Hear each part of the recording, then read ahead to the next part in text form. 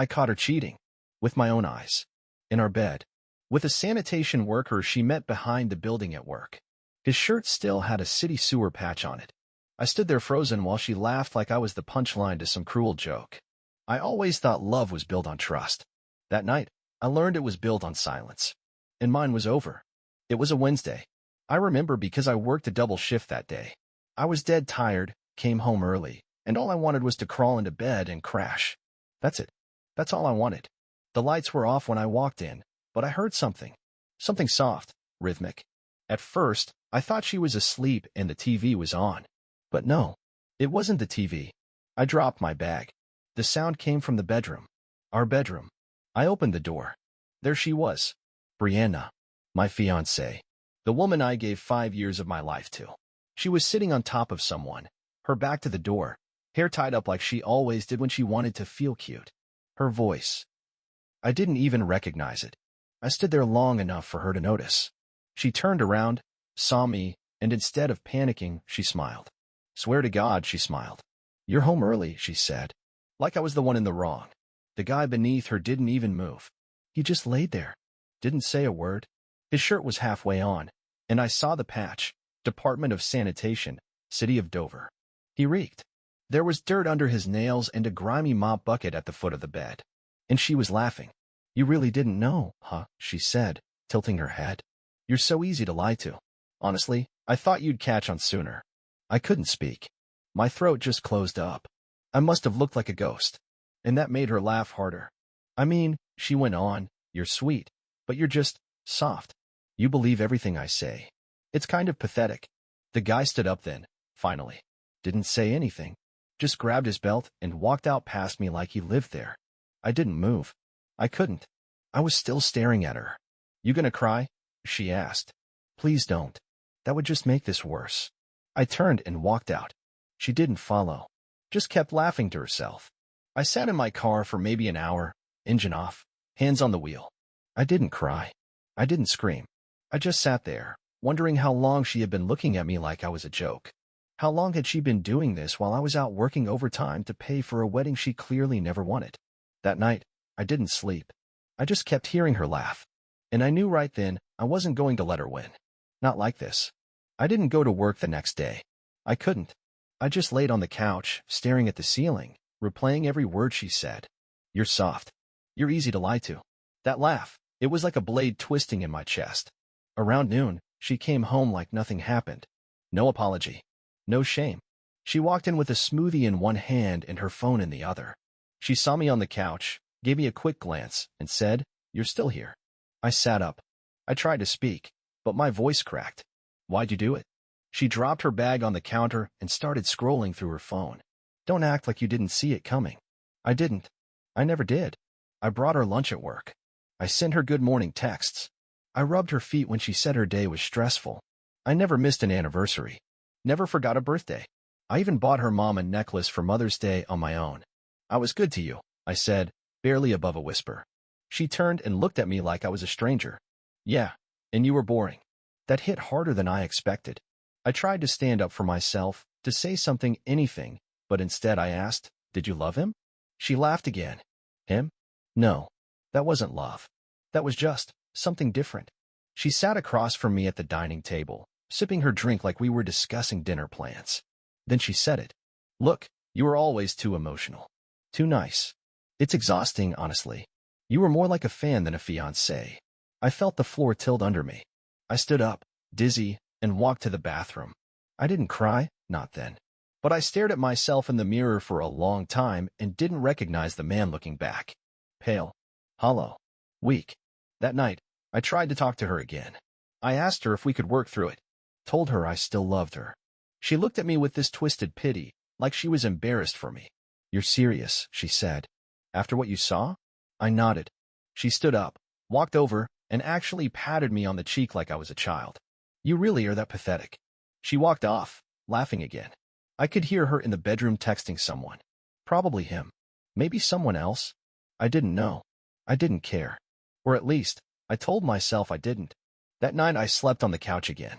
Not because she told me to, but because I couldn't stand the idea of sharing that bed. Our bed. The one she let him into.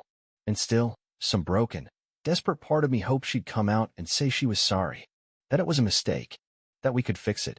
She never did. Instead, she slammed the bedroom door shut and locked it. I stayed quiet for 3 days. Didn't speak to her. Didn't even look at her. I just watched. Studied. She thought I was broken. Maybe I was. But something else was waking up underneath it. She got comfortable fast. Too fast. Her phone was always buzzing. She laughed loudly during FaceTime calls she didn't bother to hide anymore. She even started sleeping in late, like she didn't need to pretend anymore.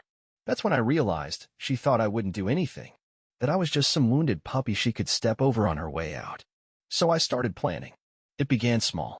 I backed up everything on the shared laptop, photos, texts, email threads. I knew her passwords. She never changed them. She never had to. I was too trusting, remember? Not anymore. Next, I went to her office on my lunch break. Sat in my car across the street. That's where I saw him. The same sanitation guy. Walking out of the service exit, pushing a mop bucket. He was grinning. She followed a few steps behind, adjusting her skirt. I took a photo, then another, then one more of them hugging behind the dumpster. I zoomed in on her face. She looked relaxed, free. I wanted to puke, but I didn't. I saved the photos, filed them under a new folder I named Insurance. That night, I checked our wedding vendor contracts. We had deposits on everything: venue, catering, DJ, dress fittings. I'd already canceled most of it right after I caught her, but I never told her. She hadn't even asked. She was too busy planning her next move. I pulled out the folder with her resume, the one I helped her write. She'd recently been shortlisted for an executive assistant position at a firm that did public finance work for the city. Big money, big reputation. She was obsessed with landing the job. I knew one thing about that company: they don't do scandals. And then I remembered something she told me months ago, like a joke at the time. Don't ever email me anything sketchy. They check all our stuff. She laughed when she said it, but I remembered. So I created a new email. Anonymous. Clean. Attached a zip file. Just a taste, some texts, a selfie she took in our bed that I never received, and a timestamped photo of her behind that building. I didn't send it. Not yet. But I saved it in drafts. Labeled it. Send if needed. Then I started asking mutual friends subtle questions. Things like, hey, has Brianna been acting different lately? She ever talk about needing space? A few of them opened up. One even said, I always thought she didn't deserve you. That one stuck with me. I wasn't ready to go nuclear. Not yet. I needed more time, more control, more pieces on the board. Because if I was going to break her, I wasn't going to do it with rage. I was going to do it with silence, precision, and her own lies. It started on a Monday. She was running late for work, cursing about traffic, digging through her bag for keys. I stood in the hallway, sipping coffee, watching her with the calm of a man who already knew what was coming. Did you move my work badge? She asked, annoyed. No, I said, still sipping. Maybe check your car? She left in a hurry, still yelling something on the way out. I waited 5 minutes, then walked to the bedroom, opened the closet, and pulled down the folder from the top shelf. Inside was everything: printed screenshots of texts, copies of the photos, a timeline of her lies. I'd even made a chart. It wasn't rage anymore. It was logistics. She thought I was still broken. She had no idea I'd already spoken to her employer's HR department. They got an anonymous tip about an inappropriate relationship with a contracted city sanitation worker. I left out names. Just enough to trigger an internal review. But the real blow wasn't that. It was the group chat. We had one for our mutual friends. Old college people. Her bridesmaids. My best man. Everyone. I waited until lunch, when I knew they'd all be active. Then I posted one photo. Nothing graphic. Just her and the sanitation guy, arms around each other in uniform, behind her office building. Timestamped at 2:47 p.m. on a Tuesday. I didn't say anything with it. No caption. No rage rant. Just the photo. The chat exploded. Messages poured in. Wait. What? Is this real? That's Brianna? Is that who I think it is? She didn't respond right away. I know she saw it. Her little icon hovered for 2 minutes, then disappeared. Then someone said, I think she left the chat. 10 minutes later, she stormed into the apartment. What the hell did you do? She barked. I didn't even look up. Figured they deserved to know. You're ruining my life. I stood slowly and looked her dead in the eyes. No. I'm just showing them the one you built. She froze. That night, She got a call. I know because she took it outside. Pacing. Her voice cracked. I didn't hear everything, but I caught a few words. Inappropriate conduct. I wasn't even on the clock. It's not what it looks like. She didn't come back and right away. Just sat on the stairs, staring at the ground. No smug smile. No laugh. For the first time since this all started, she looked scared. That's when I knew. The first shot landed, and it rattled her.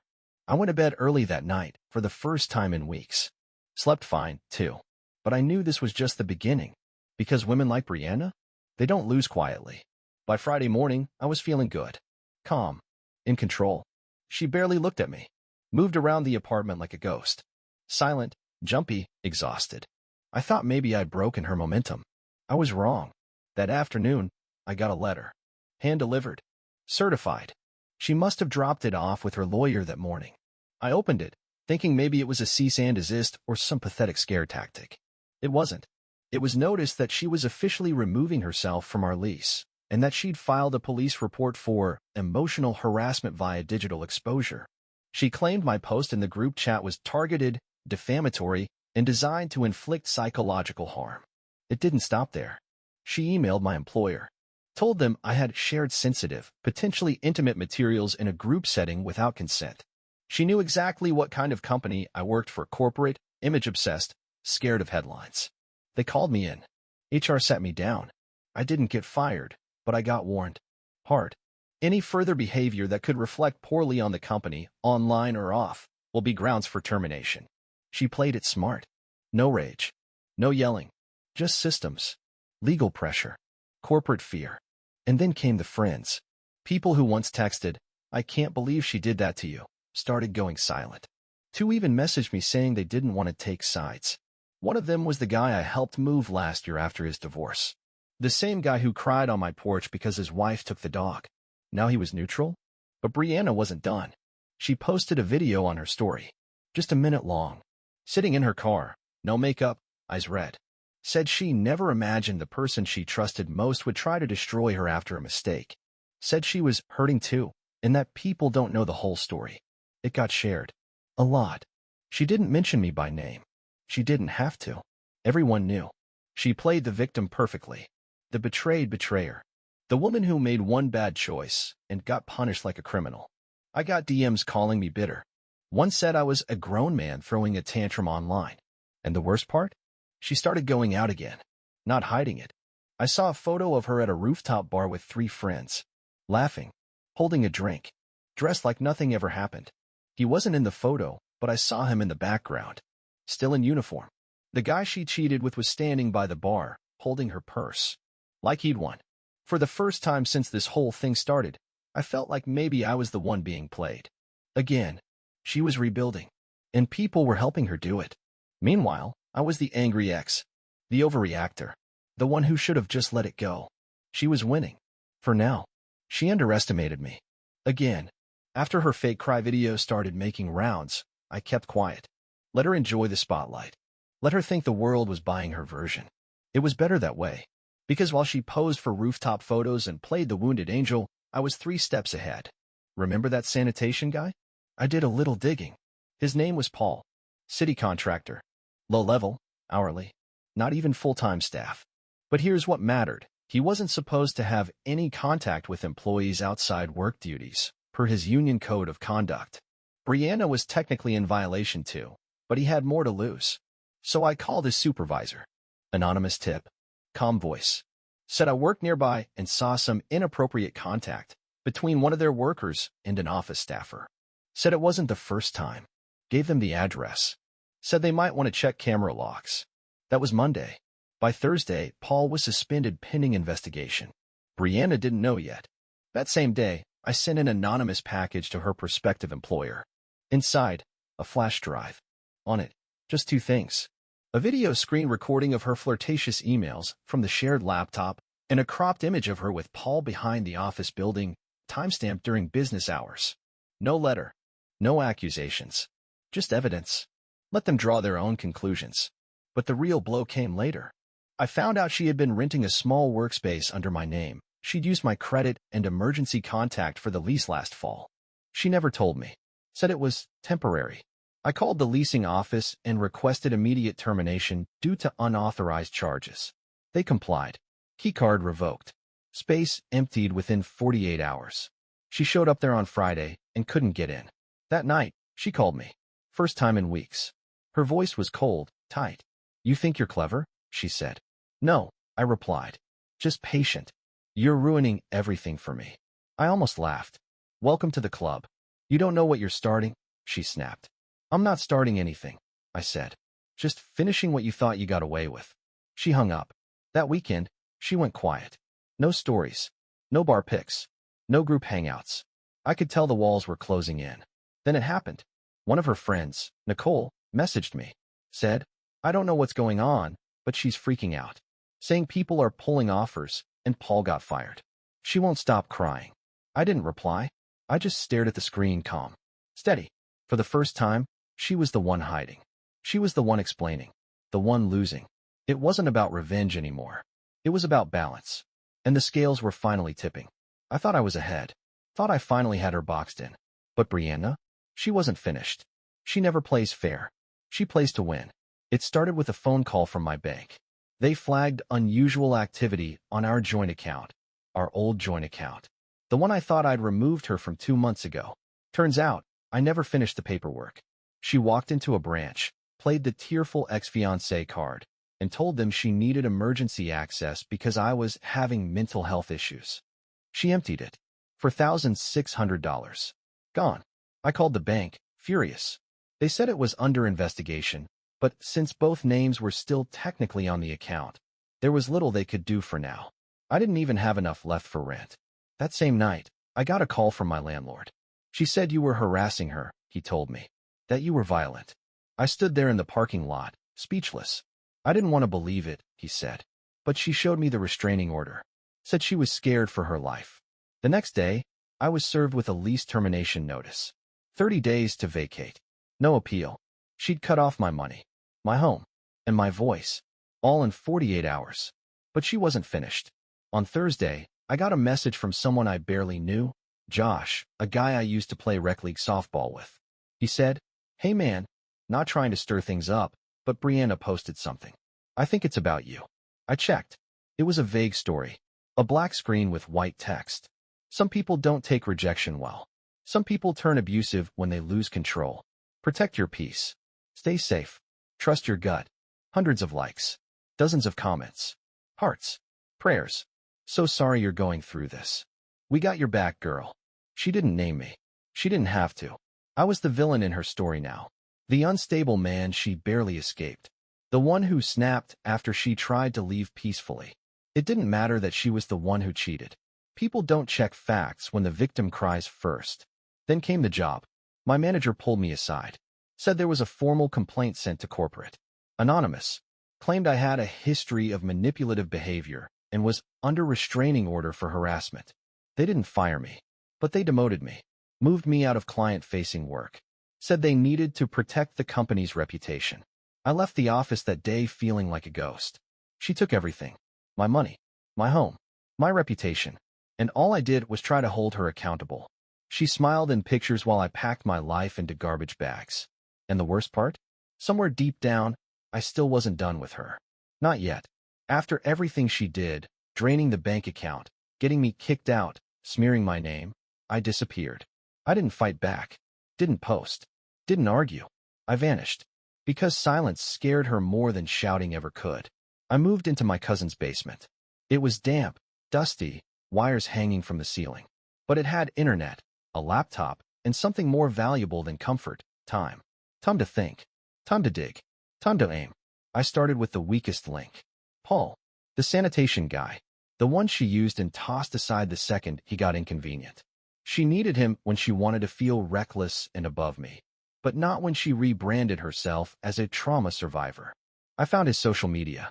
Low-effort posts, mostly shirtless gym pics and fast food check-ins. His bio said something about being misunderstood. I messaged him anonymously. "She used you. I know everything. You're not the only one she lied to." At first, he didn't answer. Then, 3 hours later. "Who is this?" I sent him a few screenshots. From her old texts. Just enough to show I wasn't bluffing. His reply? You have no idea what she's capable of. We met 2 days later. Neutral spot. A diner on the edge of the industrial district. He looked rough, unshaven, jittery, like he hadn't slept in days. She dumped me the second that video blew up, he said. Told me I was bad optics. Said I was too much of a liability. He didn't talk like a victim. He talked like someone looking for payback. She told me you were crazy, he added. That you were abusive. That you hit her. I stared at him. I never touched her. He nodded slowly. Yeah, I figured. Then he pulled out a thumb drive. I saved everything, he said. She thought I deleted our messages. The photos. The voice notes. I didn't. I'm not as dumb as she thinks. I took it. I didn't even need to open the files to know what was inside. Insurance. Ammunition. Leverage. Before I left, I asked him one thing. Why are you helping me? He didn't even blink. Because I lost everything too. And I want to see her fall. That night, I went back to the basement and opened the files. It was worse than I thought. She hadn't just planned to destroy me. She had practiced. Used Paul as a dress rehearsal. Played him against me. Used mental health language as a shield. Fabricated details to gain sympathy and documented none of it in truth. I stayed up until 3 a.m., organizing everything. Creating a file. A single, silent package. Her job. Her online brand. Her reputation. All of it could be incinerated with one link. I hadn't sent it. Yet. But for the first time in a long time. I had something she didn't. Fear. I waited. For days, I didn't touch the file Paul gave me. Not because I was afraid, because I wanted the moment to be right. I wanted her to feel untouchable before I reminded her she wasn't. But she moved faster. 1 week after I got the drive, I received an email from a law office I'd never heard of. Subject line, cease and desist plus pre-litigation notice. Inside was a formal letter from her new attorney. It accused me of obsessive surveillance, malicious defamation, and threatening to release private communications obtained without consent. The message was clear. She knew I had something. And she was getting ahead of it. She filed for a permanent restraining order this time. She was building her final wall. And it worked. People stopped talking to me altogether. Even the few who'd believed me went silent. I saw her post a video later that night, her in a cardigan, makeup smeared just enough to look raw. She didn't name me, but everyone knew. I'm not a perfect person, she said, but I deserve to feel safe. The comments were full of hearts and hashtags. We stand with you. Block toxic energy. You're so brave. Brave? She wasn't brave. She was strategic. She created her own mythology. The broken woman who'd endured trauma, overcome heartbreak, rebuilt herself. And now she was the one with the lawyer, the platform, the influence. I was boxed in. If I released the file now, it would only confirm her story. Look, he's obsessed, he's lashing out. She could twist it in seconds. She won. Not just the breakup. The entire war. But then, I got a call. Unknown number. No voicemail. Just rang once. Then again, a few hours later. Finally, I picked up. It was her.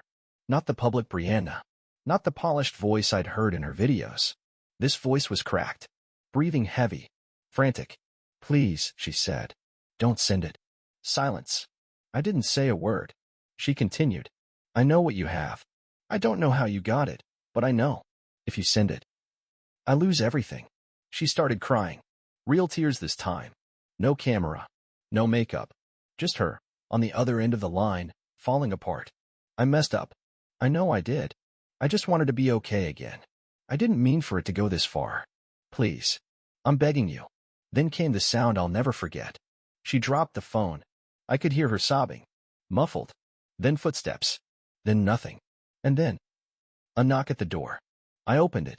She was on her knees. In the rain. No script. No spin. No lawyer. Just Brianna. Broken.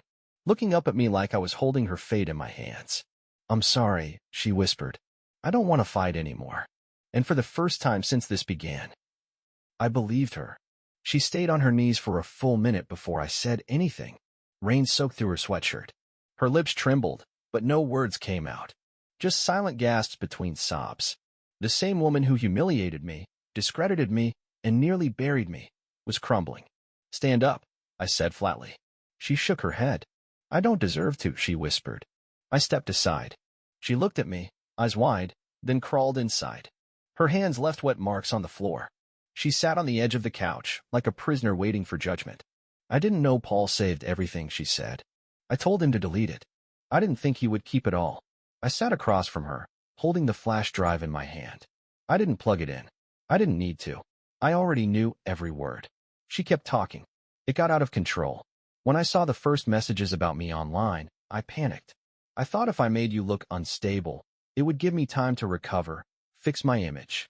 Destroy me, I corrected. She winced. I told myself it was temporary, that once the heat died down, I'd tell the truth. But the lies kept piling up, and I couldn't stop. I believed her, not because she deserved it, but because her voice finally cracked in the one way it never had before. She wasn't in control anymore. She wasn't acting. What do you want from me? I asked. She swallowed hard. Mercy. I looked at the drive. It contained enough to end her reputation, her career, maybe even get her sued by her former employer for fraud. Everything she'd built on social media, everything she claimed in her healing brand, it would be gone overnight. And all I had to do was hit send. She must have seen the thought in my eyes, because she dropped to her knees again. I'll tell everyone the truth, she said, shaking. I'll post. I'll retract. I'll do whatever you want. Just don't destroy me. I stood up, walked to the sink. The flash drive felt heavy in my hand, like everything I'd carried for months had been compressed into this one little object. And then, I dropped it into the drain, turned on the disposal. She screamed. I didn't flinch. It rattled, crunched, then stopped. Gone. She collapsed against the floor, sobbing like the world had ended. And maybe, for her, it had. I sat down again, calm, still. Why? She asked. Why would you let me off the hook? I didn't answer. Not then. I walked her to the door, opened it, let her leave. And as the rain poured behind her, she turned back one last time, her lips trembling. Why did you do that? I looked her in the eye. No anger, no fear, just one quiet question. What would you have done in my place?